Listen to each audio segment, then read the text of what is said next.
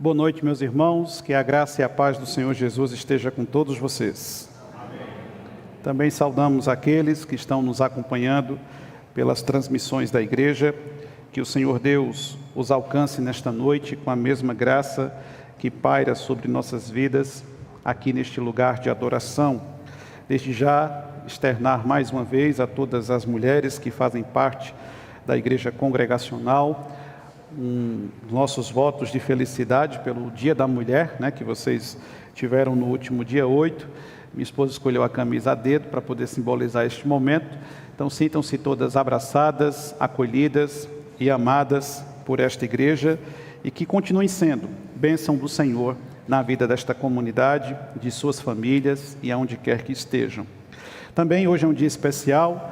Este culto, além de ser em ações de graça pela vida das mulheres, também em ações de graças, porque no dia 10 de março, há 465 anos atrás, realizava-se pela primeira vez em solo brasileiro um culto protestante. Então nós agradecemos a Deus por nossa igreja reformada que chegou a este país, trazendo a boa nova do Evangelho.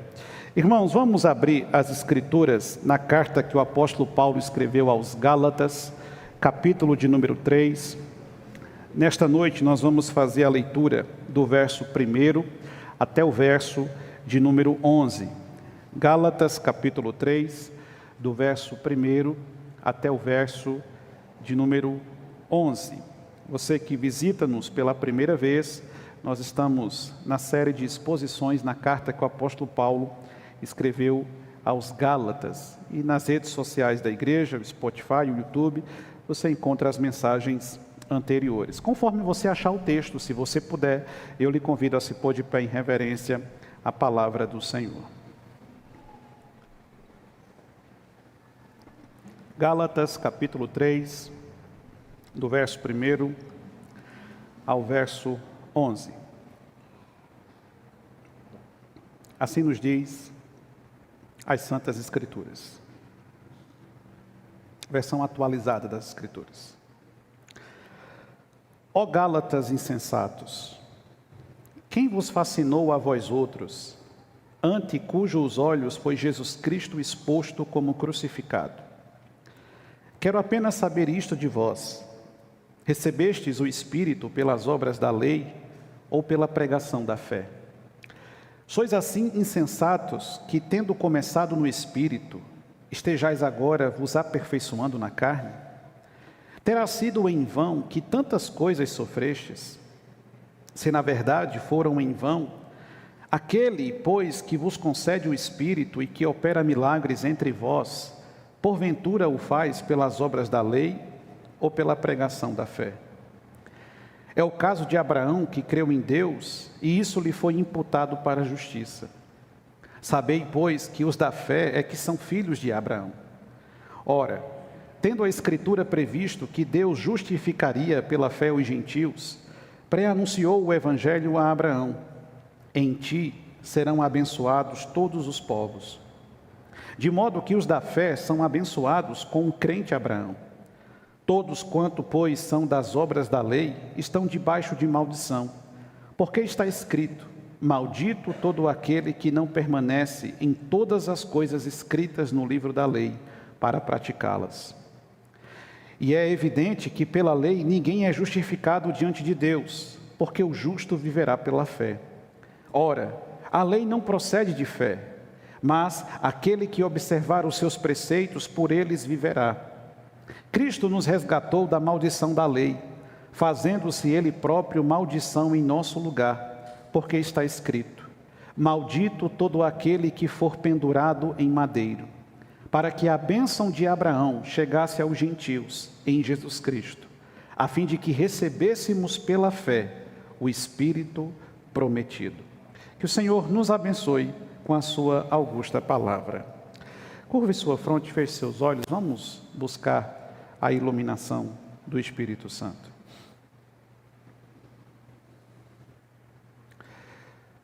Querido Deus, nós estamos felizes e nossa alma rejubila diante do Senhor, Como é maravilhoso podermos nos ajuntar neste lugar, para reunidos ante a Tua santa face, erguermos os nossos lábios e as nossas vozes em adoração, e termos a certeza que o Senhor está presente no meio de nós. Neste momento, Senhor, nós temos diante dos nossos olhos a Sua palavra, e nós cremos que ela é o pão que alimenta a nossa alma, é a água viva que sacia a sede de nosso coração, é mapa, bússola que nos aponta a direção a seguir. Nós cremos, Senhor, que Tu falas por meio da Tua palavra, e é por isso que nesta noite, cônscios de que Teu Espírito sonda as nossas mentes e os nossos corações, é que nós Te suplicamos humildemente, fale conosco mais uma vez. Senhor, traz consolo ao nosso coração, traz refrigério à nossa alma, traz deleite à nossa vida. Senhor, se for preciso, se for necessário nos corrigir, nos exortar, nos repreender, que assim seja. Mas não permita que deixemos este lugar da mesma forma como chegamos nessa noite. E se aqui, Senhor, houver alguém, ou a nos assistir à distância, que ainda não conhece Teu Filho como o único Salvador de sua vida, que nesta noite cadeias possam ser rompidas, corações transformados e vidas restauradas pelo poder do Teu Evangelho. É isso que nós Te pedimos, Senhor. Fala ao nosso coração. Em nome de Jesus Cristo. Amém. Podeis sentar, meus irmãos.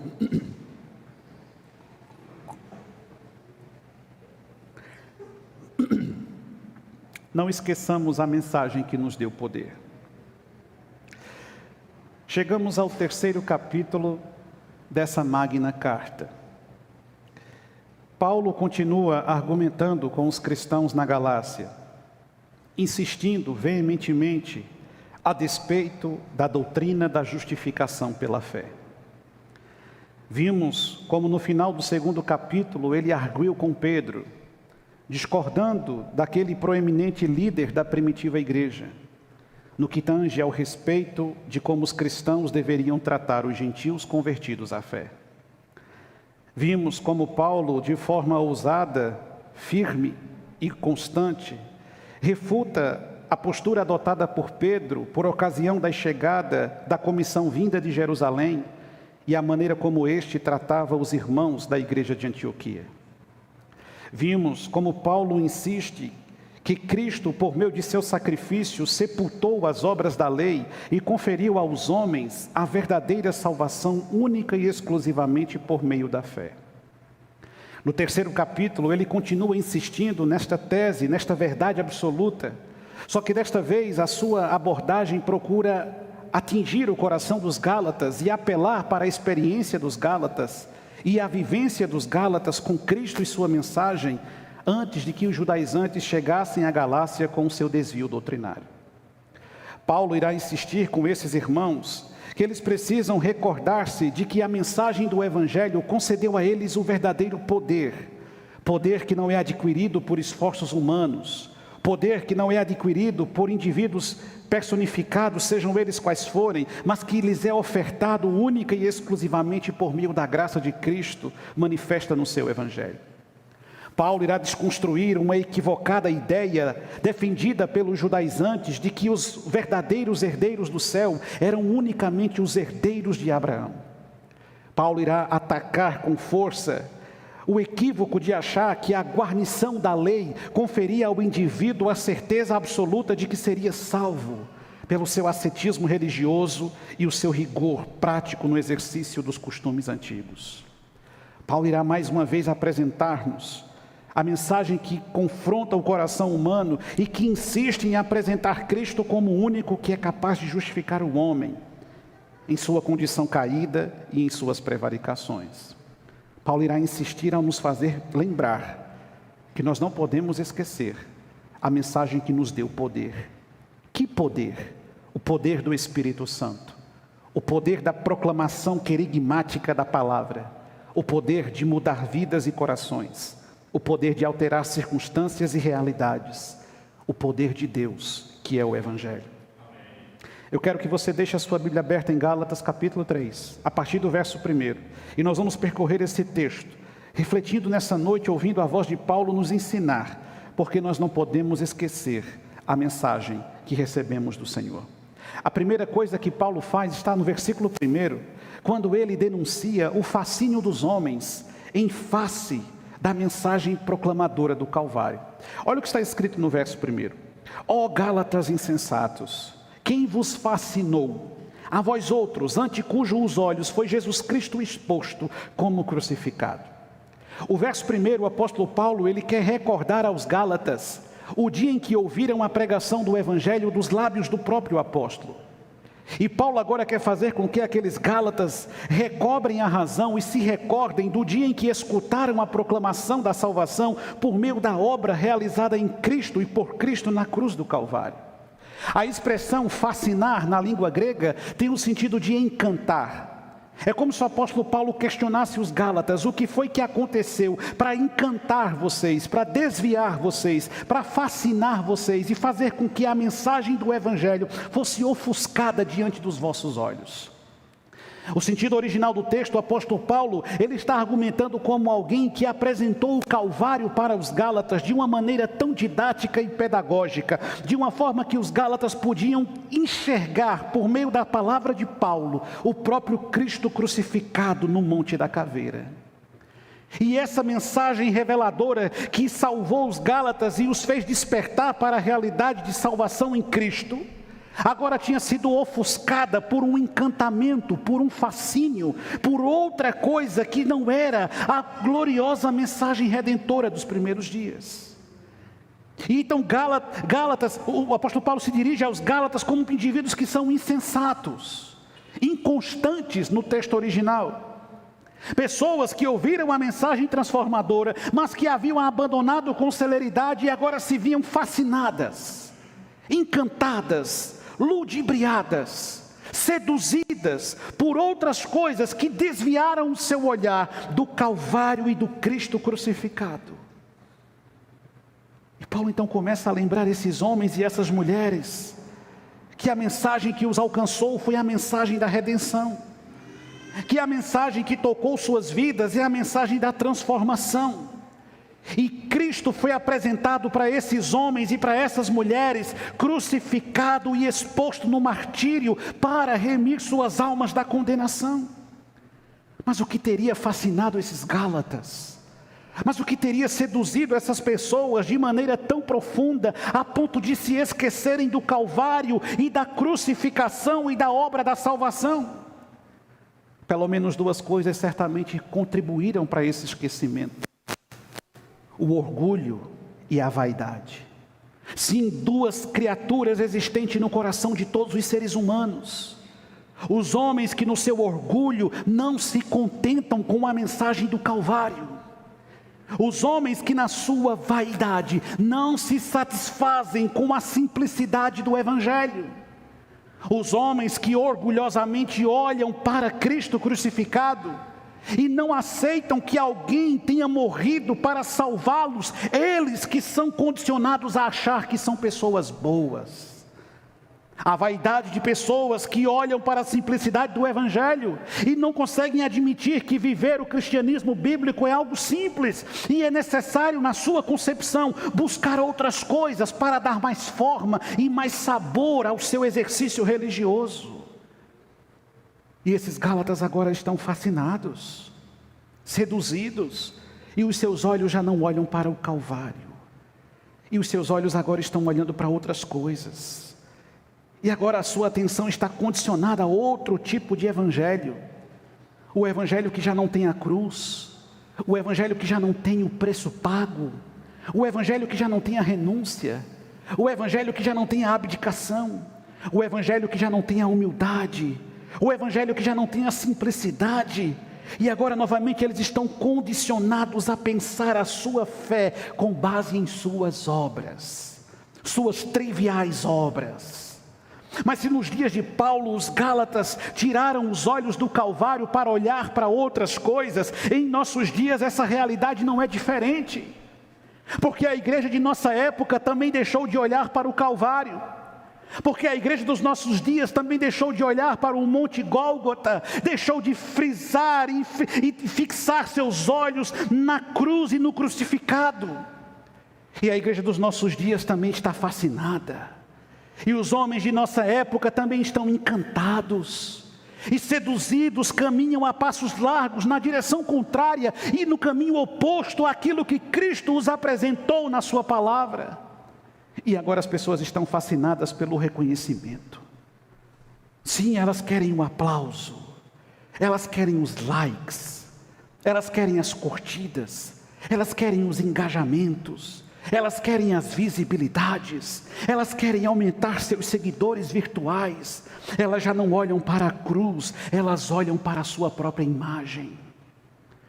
Sim, os homens também estão fascinados pelas riquezas deste mundo, e perseguindo de maneira ávida as riquezas desse mundo, se esquecem daquilo que realmente tem valor, em detrimento daquilo que tem um custo, e buscam violentamente satisfazer os seus anseios por poder, prestígio, riqueza e fama. Sim, as pessoas deixaram de olhar para o Calvário, e agora elas estão olhando para o anseio de ter segurança emocional. Elas não querem sofrer, elas não querem se frustrar, elas não querem se decepcionar. Elas se esquecem que neste mundo real existem situações reais, e como parte da realidade da existência nesse mundo, o sofrimento é algo tangível. Elas não querem mais sofrer, e elas buscam de todas as maneiras possíveis evitar o sofrimento. As pessoas deixaram de olhar para o Calvário e agora olham apenas para o desejo de ter conforto, sem custo e sem esforço. Não, elas não querem ter custo, elas não querem se esforçar, mas elas querem ter conforto. É a ideia da comodidade sem qualquer emprego de energia. E como isso está cultivado na sociedade de nossa época, em que jovens e adolescentes sonham em serem youtubers e influenciadores e desprezam por completo o caminho do esforço e da dedicação. O ganho fácil, o caminho mais simples, porque ninguém quer suar, ninguém quer sofrer, ninguém quer pagar o preço. As pessoas deixaram de olhar para o Calvário, porque agora elas querem ter apenas paz interior. E no anseio por essa paz, elas fazem qualquer coisa.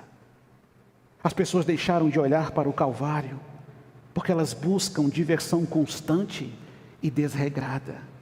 E essas 7 coisas que acabei de descrever para vocês, são elementos identificados por pesquisas de renomadas agências de pesquisa, que levantaram quais são os 7 principais anseios dos seres humanos neste exato momento. E o que é que a humanidade mais deseja nesse exato momento? Ela quer reconhecimento, ela quer riqueza, ela quer segurança emocional, ela deseja conforto sem o custo do esforço, ela quer se sentir atraente fisicamente, o culto de si mesmo, o louvor à vaidade própria, buscam paz interior, almejam por diversão constante e desregrada.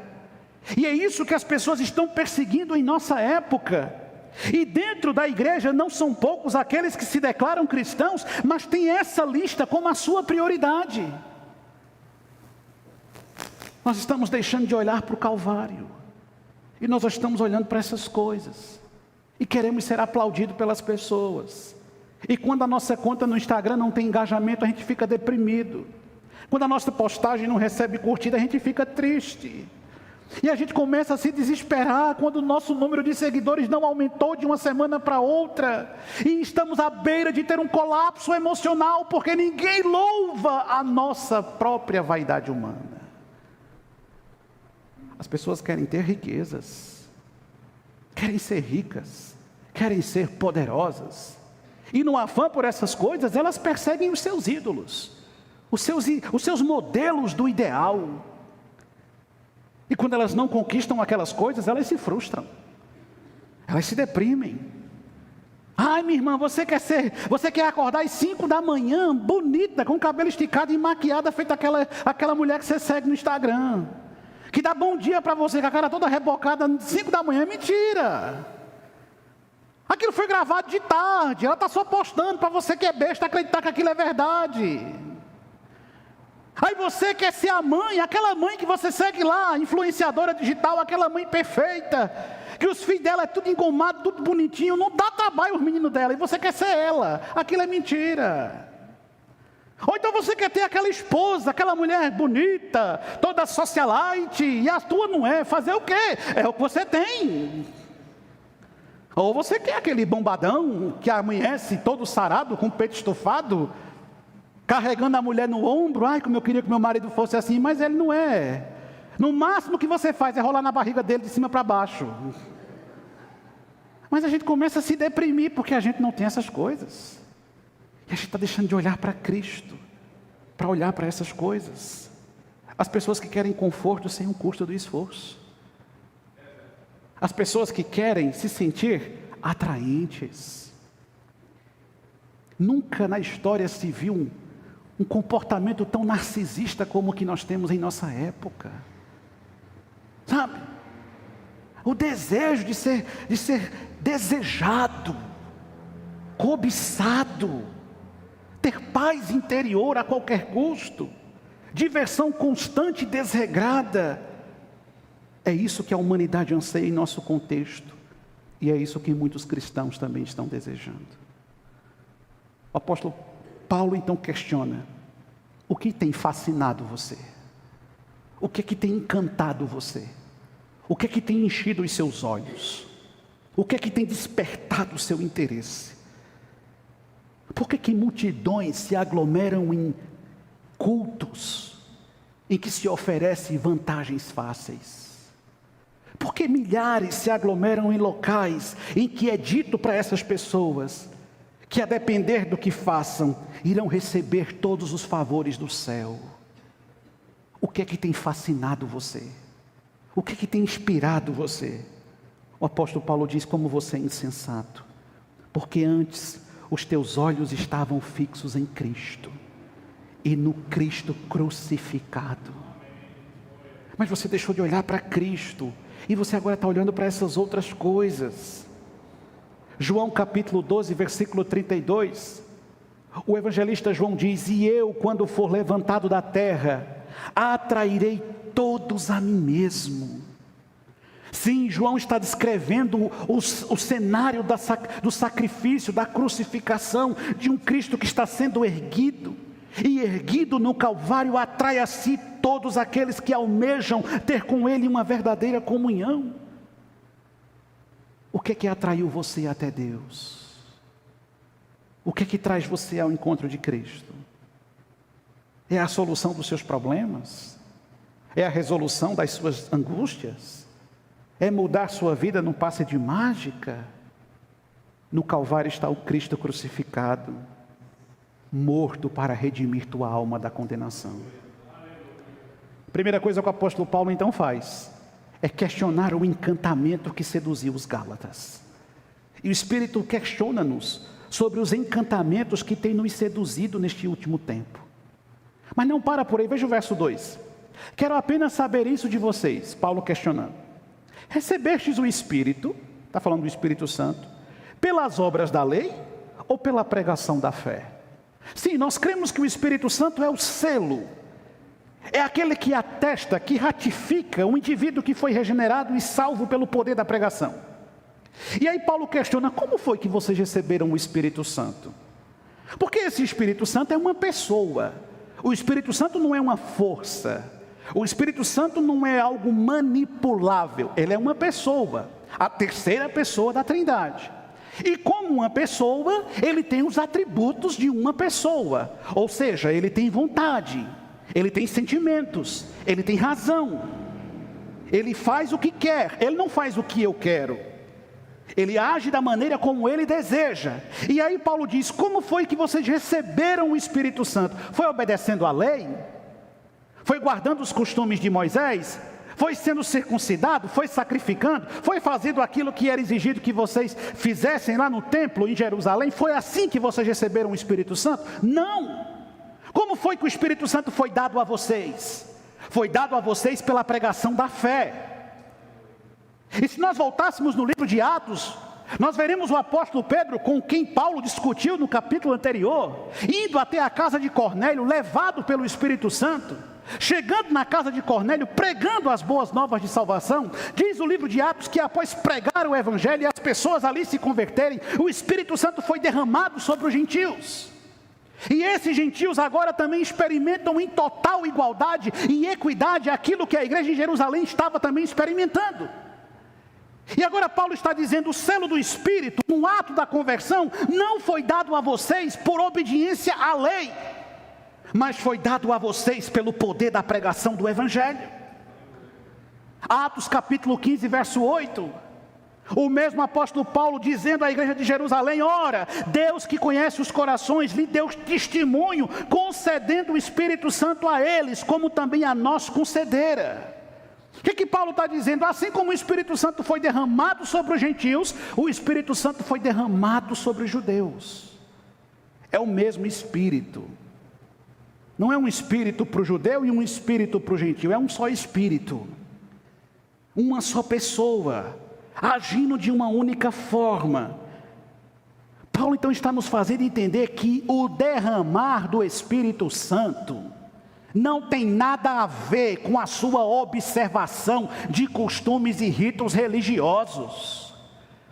É por isso que é a maior incoerência de todos os tempos alguém dizer: vamos marcar uma conferência do Espírito Santo, e sábado que vem o Espírito Santo vai cair aqui, vai descer aqui e vai fazer um monte de coisa aqui. É mentira!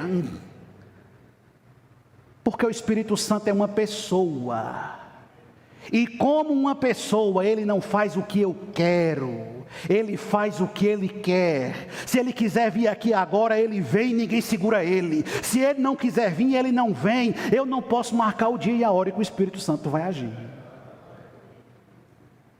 Olha o que Paulo está dizendo. Vocês receberam o Espírito Santo como? Foi fazendo o que a lei de Moisés manda? Não. Vocês receberam o Espírito Santo por meio da pregação. Aprende um negócio. O Espírito Santo só opera aonde existe fidelidade à pregação do Evangelho. É por isso que eu não creio em certos movimentos que eu vejo por aí, em que não tem pregação do Evangelho. É louvor, louvor, louvor, louvor, louvor. Daqui a pouco tem gente caindo, gente pulando, gente correndo, gente rodando, gente fazendo isso aqui. E cadê a Bíblia? Não tem Bíblia. Um dia me chamaram para um encontro de avivamento. Aí me disseram: olha, vai ser uma bênção. É só louvor e testemunho. Vai ser o dia todinho, nós vamos de manhã até de noite, louvor e testemunho, louvor e testemunho, louvor e testemunho. Eu disse: qual é o momento da pregação? Não tem para que pregação. Para que pregação? Não, é só louvor e testemunho, e Deus vai derramar poder. Ei, para. Aonde não existe pregação, doutrina e ensino do Evangelho, não há poder de Deus. Não importa se faz a terra tremer, se faz fumaça sair do chão, se apaga as luzes, tem jogo de luz. Não importa se vai ter gente sacudindo pano para cima e para baixo, se você vai correr, se você vai gritar, se vai ser uma batida, um tambor, vai ser a moléstia dos cachorros doidos. Não interessa. Não interessa. Se não tem Bíblia aberta e corações ávidos por ouvir a pregação da palavra, não é avivamento. Não é, meu irmão. Não é. Aí o que Paulo está dizendo? Como foi que vocês receberam o Espírito Santo? Vocês receberam o Espírito Santo pela pregação da fé. Olha o versículo 3 e 4. Sois assim insensatos, que tendo começado no Espírito, estejais agora vos aperfeiçoando na carne? Terá sido em vão que tantas coisas sofrestes? Se na verdade foram em vão, verso 5, aquele pois que vos concede o Espírito e que opera milagres entre vós, porventura o faz pelas obras da lei ou pela pregação da fé? Paulo está insistindo com essa tese. E Paulo continua arguindo com os judaizantes. Ele diz: olha só, vocês começaram as obras no Espírito e agora vocês querem terminar a obra na carne? A expressão terminar a obra na carne aqui tem alusão ao ato de circuncidar. O que é que o judaizante dizia para o gentio? Se você não for circuncidado, você não é crente. Não interessa se você creu em Jesus, isso não é suficiente, tem que passar a faca. Se não passar a faca, não é verdadeiro crente. Aí Paulo está dizendo, mas espera aí, vocês começaram a caminhada na fé, no poder do Espírito, pela pregação do Evangelho, e agora vocês querem terminar na carne, é? Vocês querem terminar com as obras? E não é assim que funciona até hoje? Você foi salvo de que jeito? Tu fosse salvo por causa da saia comprida que você veste, foi? Você é salvo pelo paletó, pelo terno? Ou você é salvo pelos usos e costumes? Ou você é salvo pelas mecanidades que você aprendeu ao longo do seu exercício religioso? É isso que salvou você, é? Não, você foi salvo por Cristo, então se mantenha fiel a Cristo. Mas a gente sempre começa com Cristo e inventa. Por quê? Porque o nosso coração é vaidoso. Eu comecei dizendo que pelo menos duas coisas contribuíram para o desvio dos Gálatas: a vaidade e o orgulho. E essas duas coisas caminham conosco até hoje. E é sempre a mesma lógica. Jesus nos salvou, mas a gente acha pouco demais apenas crer. Eu só tenho que crer? Só. Não, mas é muito pouco. Não, isso é muito pouco. Eu só tenho que crer somente. Não, é muito simples. Vamos melhorar esse negócio. Eu tenho que crer, mas olha, irmã, se você botar a calça, você vai para o inferno. Eu tenho que crer, mas irmãozinho, se você botar a bermuda, você vai queimar no mármore do inferno. Olha, eu só tenho que crer, não, mas é muito pouco. Se você tomar café, você vai para o inferno. Eu vou de cabeça para baixo, com meu bule na mão. São coisinhas que a gente vai inventando, quando é apenas necessário crer. Mas é a vaidade do coração, a vaidade que não, eu preciso fazer alguma coisa. A gente não valoriza as coisas que são de graça. A gente valoriza? Não.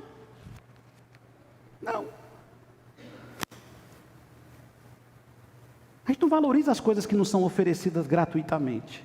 A gente já presume que elas são desprezíveis. Não é assim?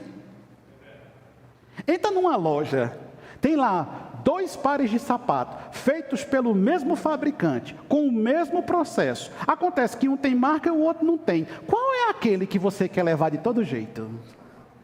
É o que tem marca. Por quê? Porque na sua cabeça o outro não presta. Mas é a mesma coisa. A gente despreza aquilo que nos vem gratuitamente. O Evangelho nos foi dado de graça, você não precisa fazer nada. Não é necessário fazer nada, mas não fazer nada é demais para o nosso coração vaidoso. A gente quer ter participação, a gente quer ter atuação, a gente quer de alguma forma dizer, eu fiz alguma coisa. E esse era o grande problema dos fariseus.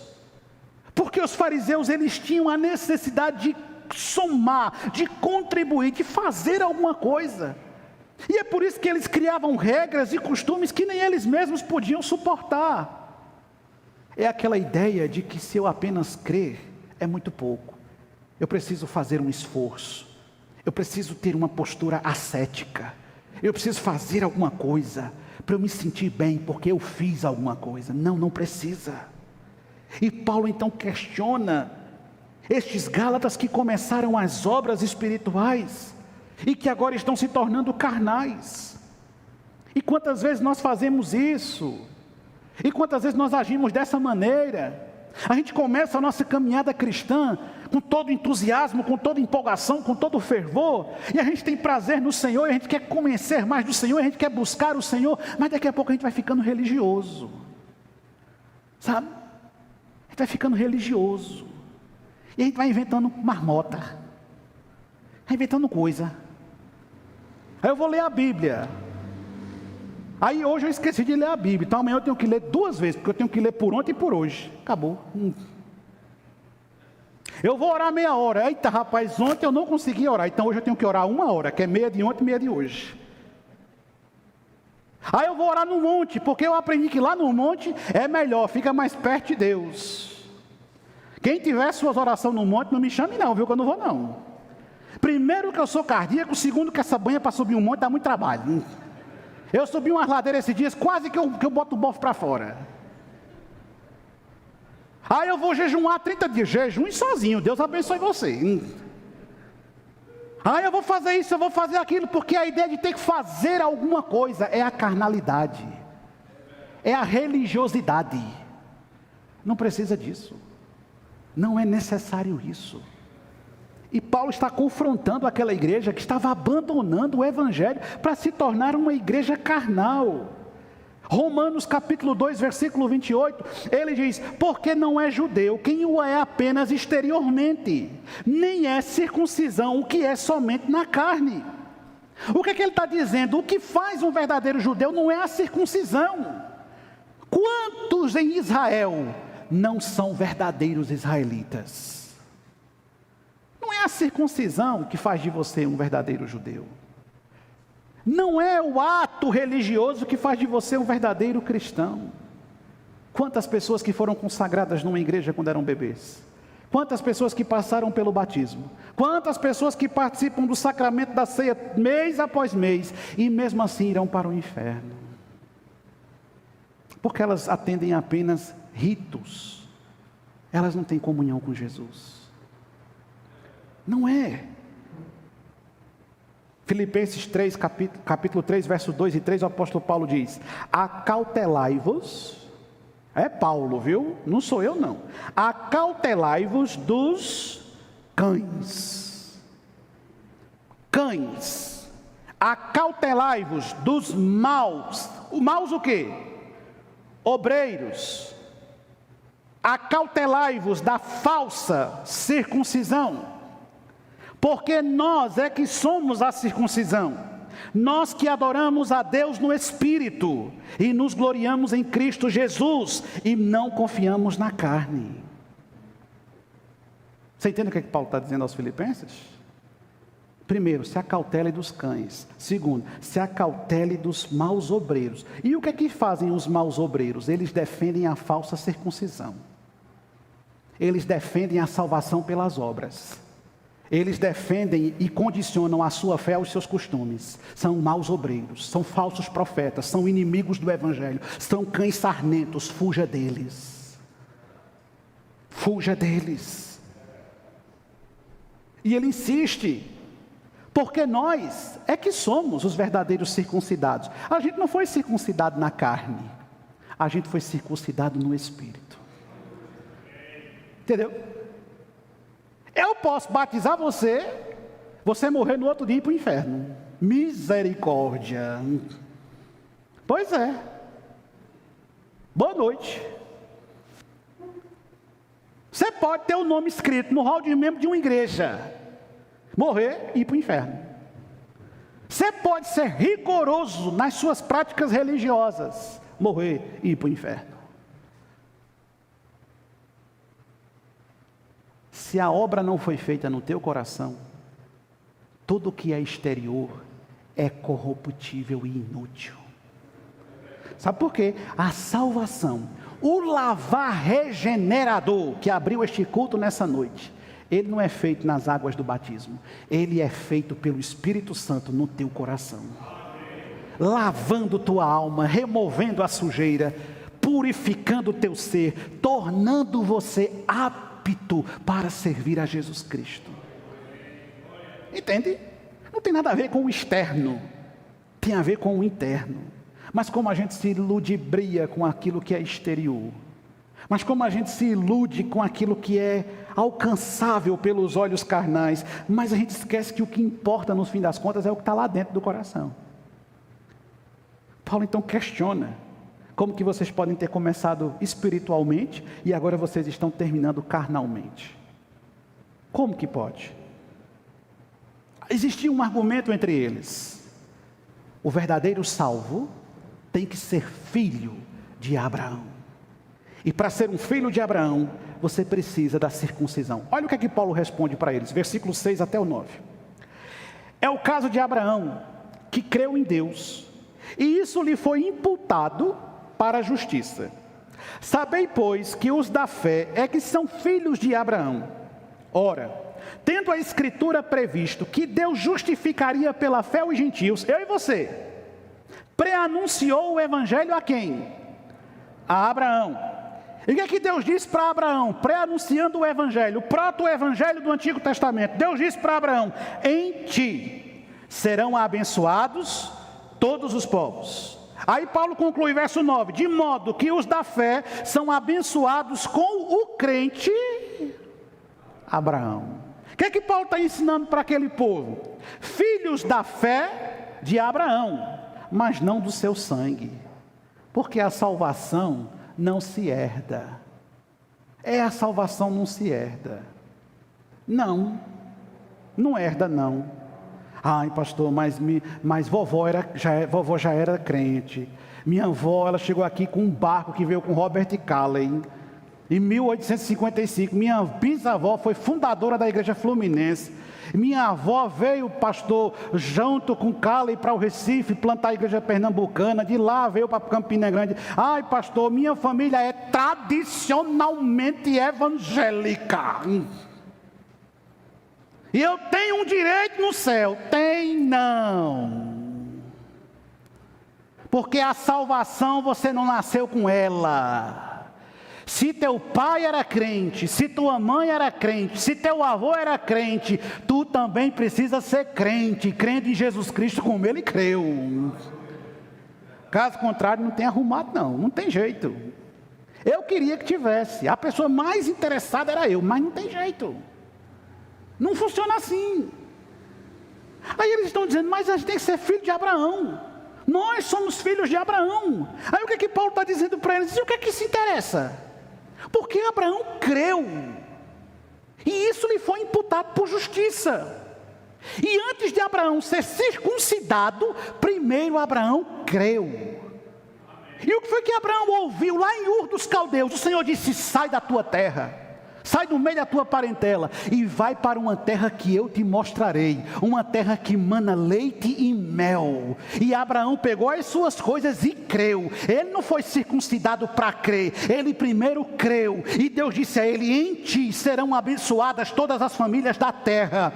Deus estava falando do evangelho, porque não é a circuncisão de Abraão que nos salva, mas é a fé que ele teve no Cristo glorificado que o salvou e que nós legamos por crer no mesmo Cristo. Tem nada a ver com a circuncisão, tem nada a ver com ser filho de Abraão. Aí Paulo está dizendo, a Escritura preveu que os gentios seriam justificados pela fé, sem circuncisão, de modo que são os da fé abençoados com o crente Abraão. Não é o fato de você ter nascido judeu ou não judeu, cristão ou não cristão, é o fato de você crer. Lá em Romanos capítulo 4, do verso 10 até o verso 13, Paulo explica com clareza isso aqui. Romanos capítulo 4, do verso 10 até o 13, ele diz: como pois lhe foi atribuída, estando ele já circuncidado ou ainda incircunciso? Está falando de Abraão. Não no regime da circuncisão, e sim quando incircunciso, e recebeu o sinal da circuncisão como selo da justiça da fé, que teve quando ainda incircunciso, para vir a ser o pai de todos os que creem, embora não circuncidados, a fim de que lhe fosse imputada a justiça.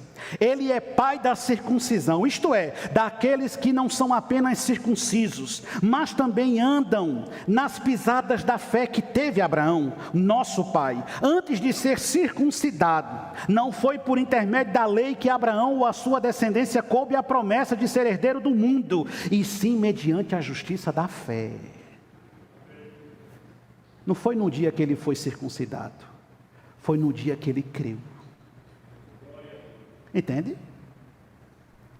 Não é o punhal que circuncidou Abraão, Isaac, Jacó, os 12 patriarcas, não. Mas era a fé na promessa. E qual era a promessa? Qual foi a promessa que moveu o coração dos judeus desde o dia que Abraão deixou Ur dos Caldeus? Eu lhes darei uma terra. Sim, aquela terra que está lá é deles. E Deus cumpriu a promessa para eles. E por mais que queiram tomar deles, não vão tomar, porque é deles. Só que a terra que nós ansiamos não é aquela terra é deles. o povo da circuncisão, nós também caminhamos por uma promessa. Cremos em Cristo como nosso Salvador, o Cristo que justificou Abraão. E nós também aguardamos uma terra, não mais a terra empoeirada do Oriente Médio, mas nós aguardamos a gloriosa e celestial Nova Jerusalém, que descerá da parte do céu ataviada como noiva. Nós também caminhamos por uma promessa, a promessa da redenção final. Você precisa compreender que o evangelho que se revela a Abraão é o evangelho que o justifica. O que salva você não é o batismo. Não é. O que salva você não é o rito religioso. O que salva você é a sua fé em Jesus Cristo. Você crê em Jesus? Você confia em Jesus? Você ama Jesus? Você segue Jesus? É isso que justifica Abraão. Ele é o pai da fé. Entrou para a galeria de Hebreus 11 como o pai da fé. E o que esse exemplo traz para nós? Não é a obediência aos ritos, mas é a confiança no Senhor. Você lembra, o Senhor disse a ele: eu farei de você uma grande nação. Mas Sara já era idosa, o Senhor o visita, ele sai ao encontro do Senhor com 2 anjos, manda preparar um alimento, serve o Senhor diz: daqui a 1 ano eu voltarei até aqui, tua mulher dará à luz um filho. E atrás da tenda Sara começa a sorrir, porque já era idosa, tinha mais de 100 anos, o costume das mulheres já havia cessado nela. E o Senhor então pergunta para Abraão: por que a tua mulher riu? E ela nega com medo: não, eu não rio. O Senhor diz: você riu sim. Você acha que existe alguma coisa impossível para Deus? Daqui a 1 ano eu voltarei aqui e você terá um filho, e não somente um filho, mas eu farei de você uma grande nação, Abraão. E em ti, por meio de ti, todas as nações da terra serão abençoadas. Sim, o Senhor cumpriu a sua promessa e nasceu o virtuoso Isaque. Sim, o Senhor continuou abençoando Abraão, mas diz a Escritura, em uma das passagens mais dramáticas do Antigo Testamento, que em um determinado momento Deus chega para Abraão e diz: eu quero teu filho, o teu único filho. E Abraão escuta aquele pedido, e imagine você como fica o seu coração. Não, Abraão não é um robô, não é uma criatura insensível, ele é um homem como eu e você. E ele escuta Deus agora lhe pedir aquilo de mais valioso que ele tinha e possuía neste mundo. Algo que ele esperou ansiosamente por 100 anos em sua vida. E ele então pega o menino, pega a madeira, pega o cutelo, chama o criado e começa a caminhar em direção ao Monte Moriá. Chegando em um determinado momento, diz a Escritura que o menino olha para Abraão e diz: meu pai, aqui nós temos a madeira, aqui nós temos o cutelo, nós temos o fogo, nós temos o azeite, mas cadê o cordeiro? E imagine a cabeça desse homem olhando para o seu filho, o seu amado filho, o seu desejado filho, sabendo que seu filho caminhava para a morte. Ele olha para o seu filho e ele diz: meu filho, Deus proverá para si o cordeiro. E então eles continuam caminhando, subindo o monte, e como deve ter sido pesado cada passo que ele deu. Ele arma o altar, ele pega o menino, ele amarra o menino, deita sobre o altar. E quem sabe nunca na história um punhal pesou tanto quanto aquele punhal que Abraão teve que levantar. E enquanto erguia aquele punhal, quem sabe sua alma se desesperava em uma angústia impensável, aguardando algo que pudesse acontecer. E quando ele estava pronto para desferir o golpe e imolar seu grande e amado filho, a Escritura diz que a mesma voz que o chamou em Ur dos Caldeus, a mesma voz que lhe disse: eu farei de você uma grande nação, a mesma voz ecoou nos céus e disse: para, porque agora eu sei que tu temes a Deus, pois tu não me negastes o teu único filho, louvado seja o Senhor.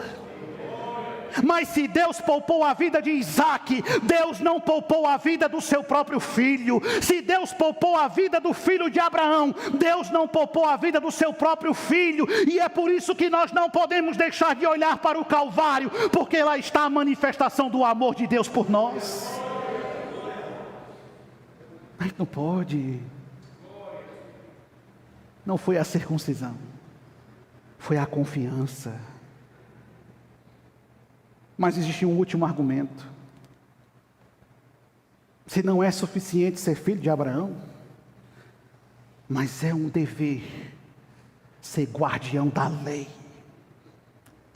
A lei que foi dada a Moisés. Você tem que guardar essa lei. É especial demais guardar essa lei. É isso que eles diziam. Aí o que é que Paulo responde? Verso 10. Todos quantos, pois são das obras da lei, estão debaixo de maldição. Porque está escrito: maldito todo aquele que não permanece em todas as coisas escritas no livro da lei, para praticá-las. E é evidente que pela lei ninguém é justificado diante de Deus, porque o justo viverá pela fé. Ora, a lei não procede de fé, mas aquele que observar os seus preceitos, por eles viverá. O que Paulo está respondendo para a turma que insiste em dizer, tem que guardar a lei? Paulo está dizendo, quem vive debaixo da lei, vive debaixo de maldição. Não é porque a lei é maldita, porque quem revelou a lei foi Deus. Não é porque a lei é ruim, mas porque é uma maldição viver no eterno fracasso. E qual é o eterno fracasso? Eu quero cumprir a lei, mas eu fracasso. Eu quero atender a lei, mas eu não consigo. Eu quero satisfazer a lei, mas eu sou incapaz. E dia após dia, por mais que eu me esforce, eu sempre fracasso. E isso é uma maldição. Antes de conhecer Jesus, Paulo, autor dessa carta, se achava justo. Eu sou justo. Fariseu dos fariseus, hebreu dos hebreus, circuncidado ao 8º dia, formado aos pés de Gamaliel, membro do Sinédrio de Jerusalém. Eu sou justo. Quando ele encontrou Jesus, entendeu a lei e olhou para o Calvário, ele diz, miserável homem que eu sou, porque aquilo que eu sei que devo fazer eu não faço, e aquilo que eu sei que não posso fazer eu faço e tenho prazer em fazer. É a maldição do fracasso, de quem nunca consegue satisfazer a lei. É a maldição do religioso, que por mais que se esforce, jamais consegue agradar Deus. A história diz que Lutero, no interior do mosteiro agostiniano, se rebatia, se trancafiava e se martirizava, se flagelava, porque ele não conseguia encontrar paz em suas práticas, e por mais que ele se esforçasse, ele não encontrava satisfação e sentia uma constante e uma terrível angústia aos olhos de Deus, como se Deus não se agradasse dele. É a eterna maldição do religioso, que acha que sempre precisa fazer mais e melhor. Quem sabe se eu subir no monte mais alto do que o que eu subi semana passada? Quem sabe se eu jejuar mais do que eu jejuei ontem? Quem sabe se eu me martirizar mais? Quem sabe se eu fizer algo mais? Quem sabe se eu buscar algo mais? E quanto mais faz, menos tem certeza de que está agradando a Deus.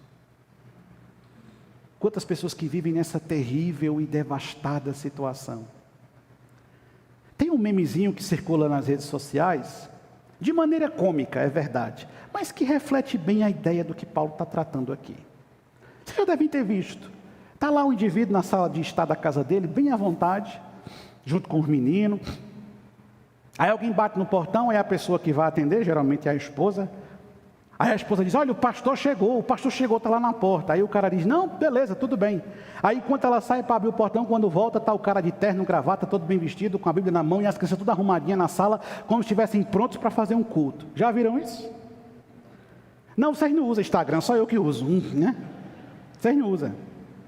Já viu isso aí? É essa a ideia. Aí o pastor vai na minha casa, vou botar a Bíblia aberta no Salmo 91 logo na sala, que é para ele ver que eu leio a Bíblia. É a preocupação do que o outro pensa sobre a tua atitude religiosa. Isso é uma maldição. Isso é terrível, isso é um cativeiro.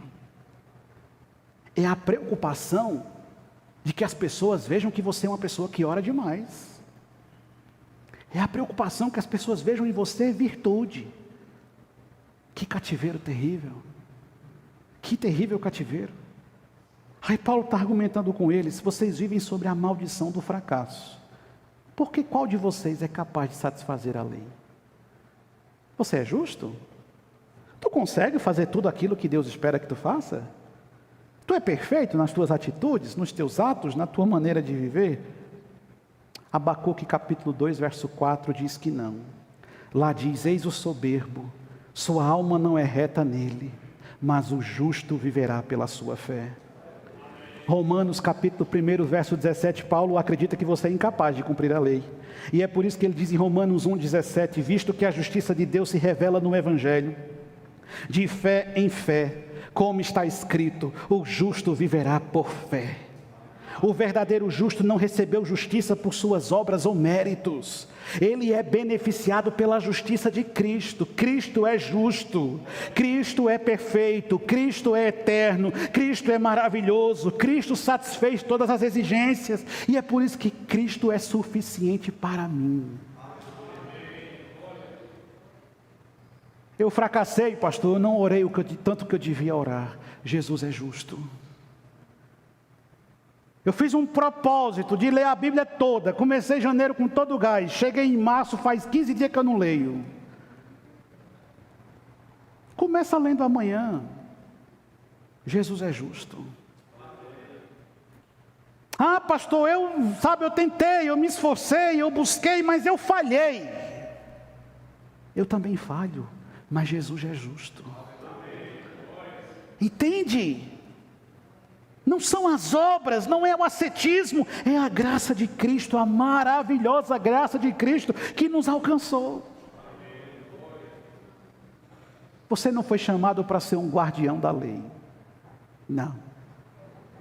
Porque misericórdia, se você for o guardião da lei, então a lei está perdida. Porque ninguém é mais incompetente do que nós para guardar a lei. Ou não é? Ou quem sabe nós temos aqui um virtuoso indivíduo que não peca. Quem não pecou hoje? Levanta a mão. Ah, ninguém se voluntaria? Quem não pecou ontem? Quem não vai pecar amanhã? Meu Deus, ninguém vai pecar amanhã? Seja bem-vindo, aqui é uma congregação de pecadores.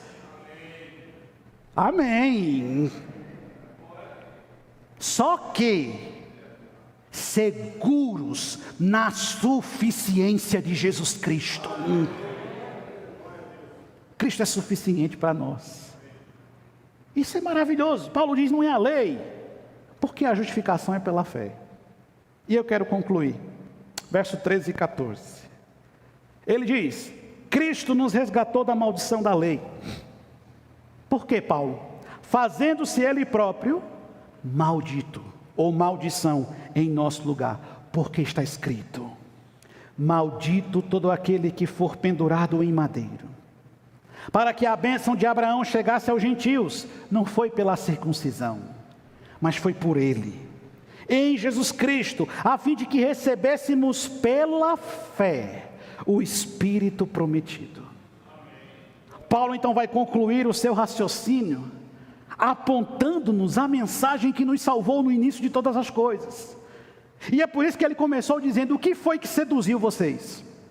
O que foi que ludibriou vocês? O que é que fez vocês deixar de olhar para o Calvário para olhar para outras coisas? Olhem de novo para o Calvário, voltem o olhar para o Gólgota, fixem novamente o olhar no Monte da Caveira. O que é que vocês estão vendo? Cristo nos resgatou, Ele se fez maldito em nosso lugar, porque atendendo às exigências da lei. E o que é que a lei dizia, Paulo? Em Deuteronômio capítulo 21, verso 23, a lei de Moisés dizia: o seu cadáver não permanecerá no madeiro durante a noite, mas certamente o enterrarás no mesmo dia, porquanto o que for pendurado como ele foi, madeiro, é maldito de Deus. Assim não contaminarás a terra que o Senhor teu Deus te dá. O que é que a lei dizia? Que todo que fosse suspenso no madeiro era maldito. E o que é que Paulo está dizendo? Olhe para o Calvário, ele está suspenso na madeira, ele está suspenso na cruz, ele é maldito. maldito, se fez maldito por nossa causa. Em Atos capítulo 5, verso 30, a Escritura diz: o Deus dos nossos pais ressuscitou a Jesus, a quem vocês mataram quando o penduraram no madeiro. 1 Pedro capítulo 2, o verso 24, o apóstolo Pedro diz: carregando ele mesmo em seu corpo sobre o madeiro os nossos pecados,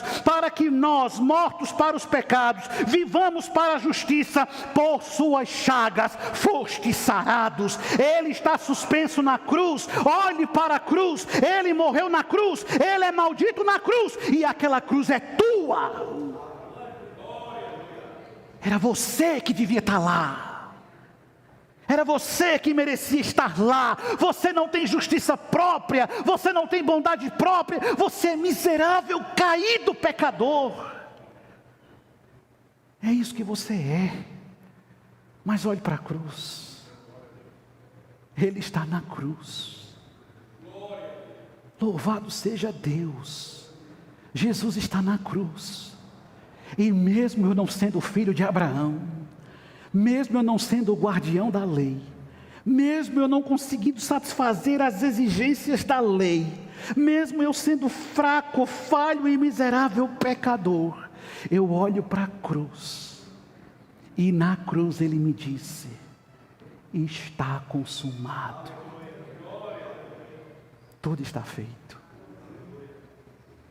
Naquela cruz, ele nos salvou. Ele nos resgatou. Ali está o amor de Jesus. O amor que paga o que é impagável. O amor que realiza o que é irrealizável. O amor que ama na mais expressão do sentido do que é amar. O amor de Jesus. Foi na cruz, onde um dia eu vi os meus pecados castigados em Jesus. Foi ali que ele me salvou. Foi ali que ele te salvou. Por que você abandonou a mensagem do Calvário e se deixou seduzir por outras coisas? Volte a olhar para o Calvário. Mas se você olhar agora, não se limite apenas a ficar no Monte Gólgota. Desça comigo até o cemitério de Jerusalém. E quando nós chegarmos lá, já será domingo. E já estará raiando o alvorecer do dia. E nós seremos surpreendidos, porque a tumba está aberta. E nós veremos que a pedra foi removida. E se nós entrarmos no interior daquela tumba fria, haverá apenas um lençol deixado para trás. E se ficarmos perplexos, sem entender o que está acontecendo, certamente alguém nos explicará: por que é que você procura aqui aquele que está vivo? E quando nós começarmos a voltar para o cenáculo, nós o encontraremos entre as oliveiras daquele cemitério. Sim, quando nós chegarmos no cenáculo, achando que vamos dar as boas notícias de que ele ressuscitou, nós seremos surpreendidos, porque aqueles que lá estavam irão nos dizer: ele também apareceu aqui. E quando nós estivermos conversando sobre essas coisas, sem entender a razão delas, nós iremos ser interrompidos por dois viajantes que chegarão, e eles dirão para nós: olha, nós estávamos indo embora para Damasco, e nós chorávamos pelo caminho, e nós não tínhamos mais esperança, mas encontramos um homem, e quando aquele homem falava conosco, o nosso peito ardia, o nosso coração pegava fogo, e quando a gente sentou para jantar, ele partiu o pão, e nós o reconhecemos, e nós vimos que era o nosso mestre. A gente voltou para dizer essas boas notícias para vocês. E quando a gente estiver ouvindo esses dois homens, quem sabe seremos interrompidos por Pedro, o mesmo Pedro que não entendia que Cristo salva gentios, e Pedro irá dizer: ele apareceu para mim quando eu voltava de uma pescaria frustrada, e ele estava na praia, tinha fogo, tinha peixe, tinha pão, e ele me disse para amá-lo e pastorear suas ovelhas, e é por isso que eu voltei.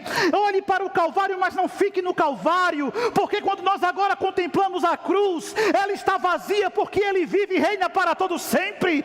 Ele era ontem, é é hoje, será amanhã. Ele é Criador, Ele é o Pai da criação, Ele é antes de todas as coisas, e nada será depois dEle. Louvado seja Cristo, que nada ofusque Cristo dos nossos olhos.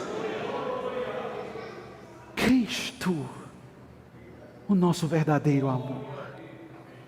Que Deus te abençoe, em nome de Jesus. Curva a tua fronte, fecha teus olhos.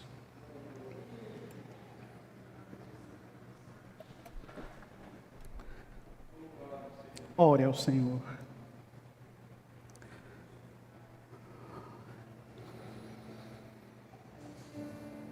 Oh, meu Deus. Oh, meu Deus, tem de nós misericórdia.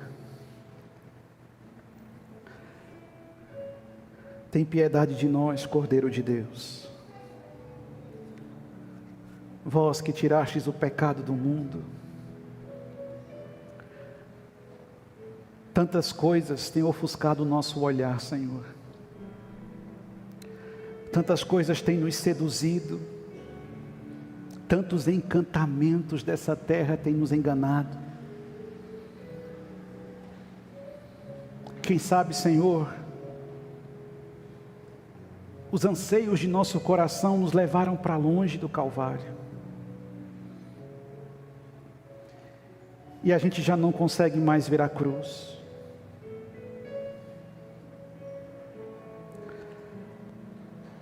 Nosso coração deixou de ficar satisfeito com o Senhor.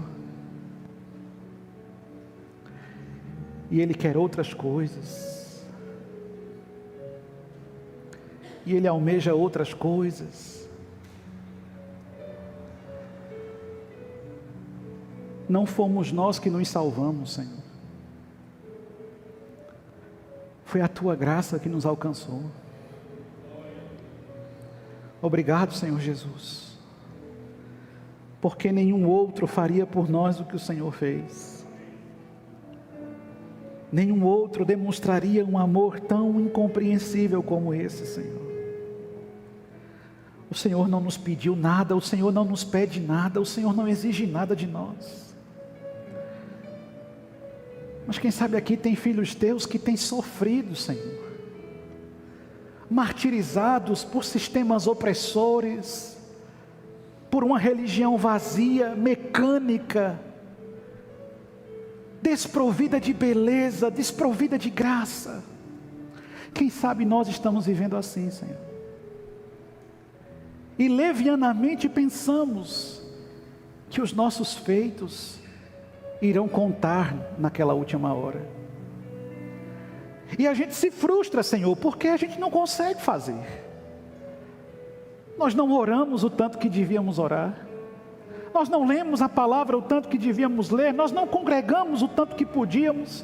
Nós não temos boas ações como deveríamos. Senhor, nós somos tão fracos. Mas nos aquece nessa noite, nos fazendo entender que a nossa justiça vem do Senhor. A nossa justiça não vem de nós mesmos.